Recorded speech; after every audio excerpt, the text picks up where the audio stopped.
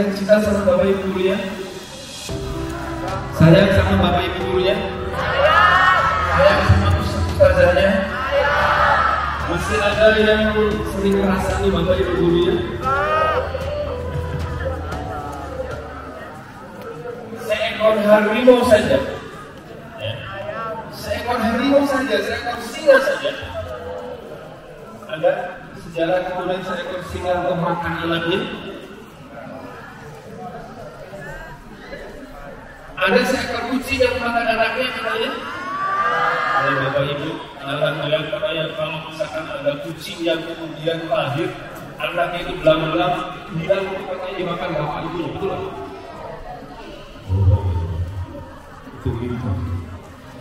Hewan saja tidak ingin kemudian anaknya cedera, anaknya terluka.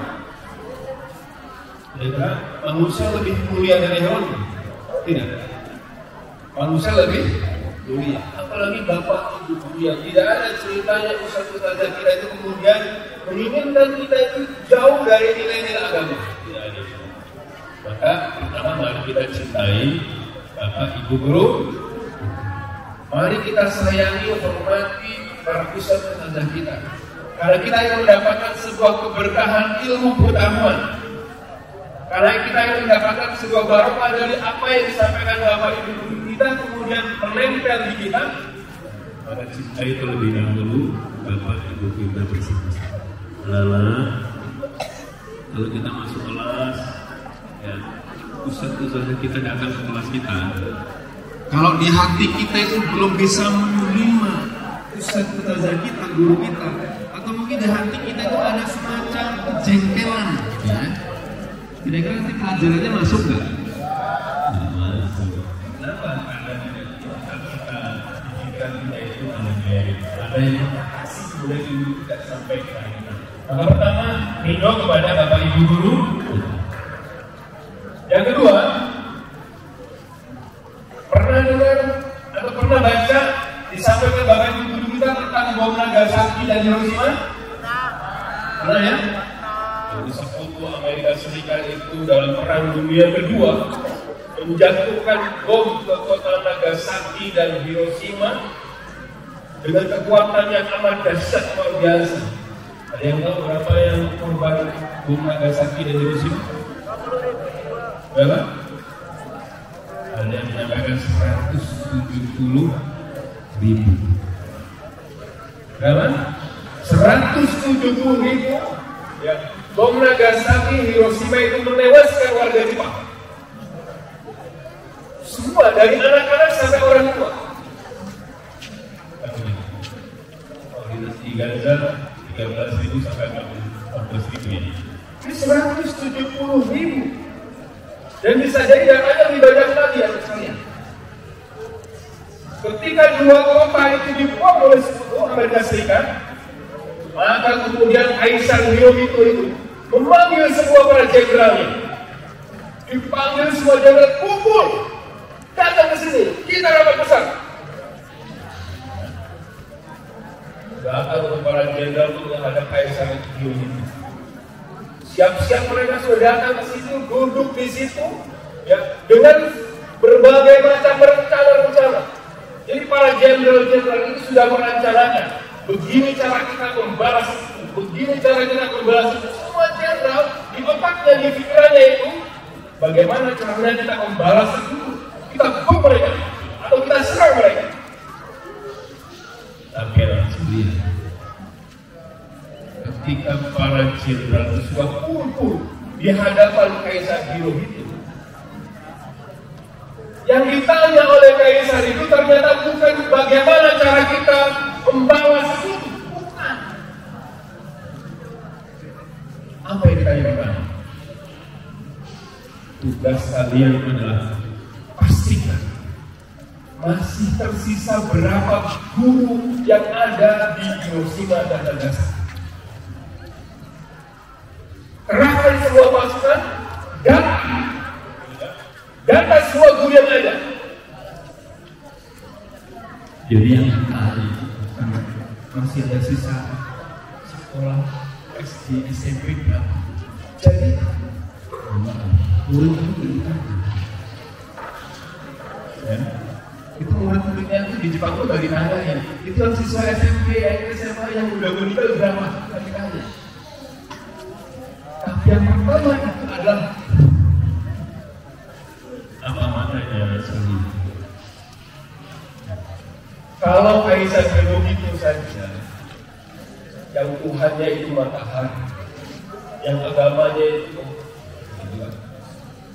itu saja meyakini, memahami bahwa guru itu adalah sumber dari kehidupan.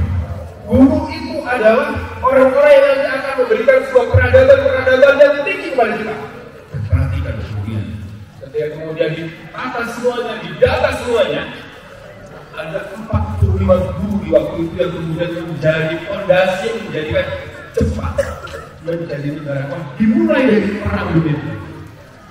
Karena Kaisar Hirohito meyakini bahwa ada ilmu pengetahuan yang kita tidak miliki.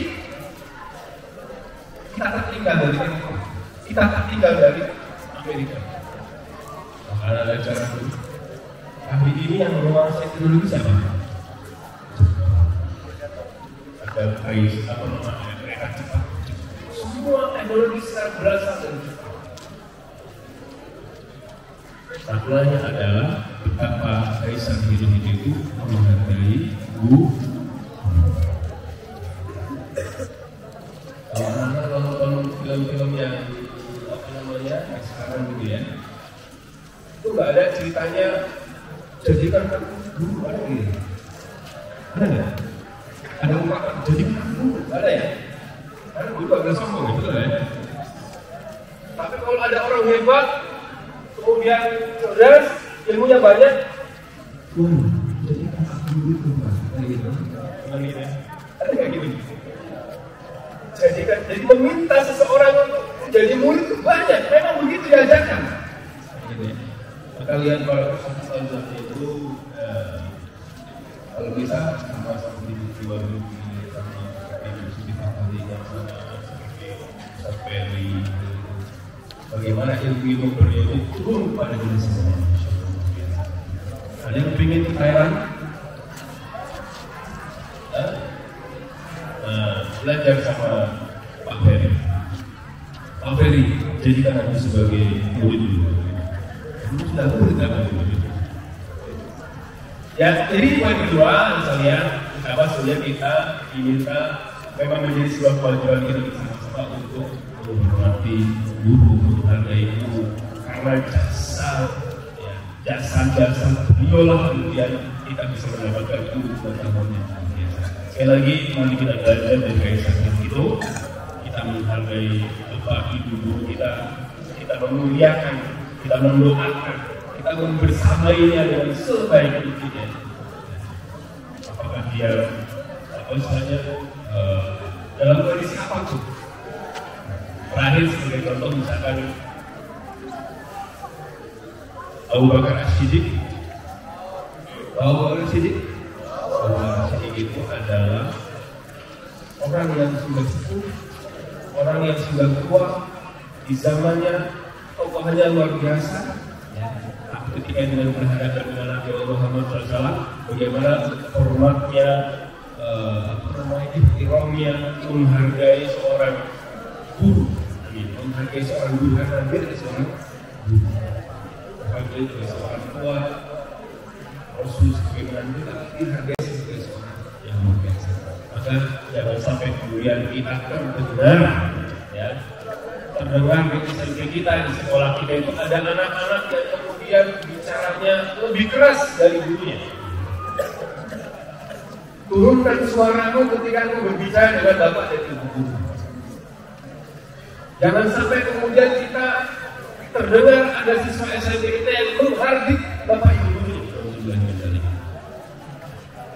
Kalau itu bisa kita hilangkan, maka itu semua barokah dari bapak ibu guru kita akan semakin memberikan kekuatan kepada kita.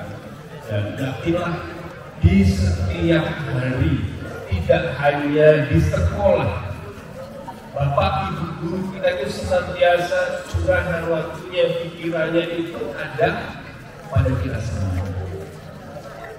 di rumah ketika ngurusin putra putri mereka, tiba-tiba datang telepon dari orang tua kita. Maka curahkan waktunya, perhatiannya tidak hanya di sekolah. Dan insya Allah senantiasa mendoakan santrinya ya Bu ya. Ustaz, senantiasa mendoakan ya semuanya. Setiap waktu kita doakan para santri. Baik, demikian yang dapat saya sampaikan pada kesempatan pagi ini. Semoga momentum Hari Guru Nasional ini menjadikan momentum kemudian menjadikan perubahan-perubahan yang lebih baik bagi kita semuanya, baik di luar guru maupun kepada kita semuanya sebagai siswa untuk senantiasa menghargai, menghormati, menyayangi dan senantiasa mendoakan Bapak Ibu.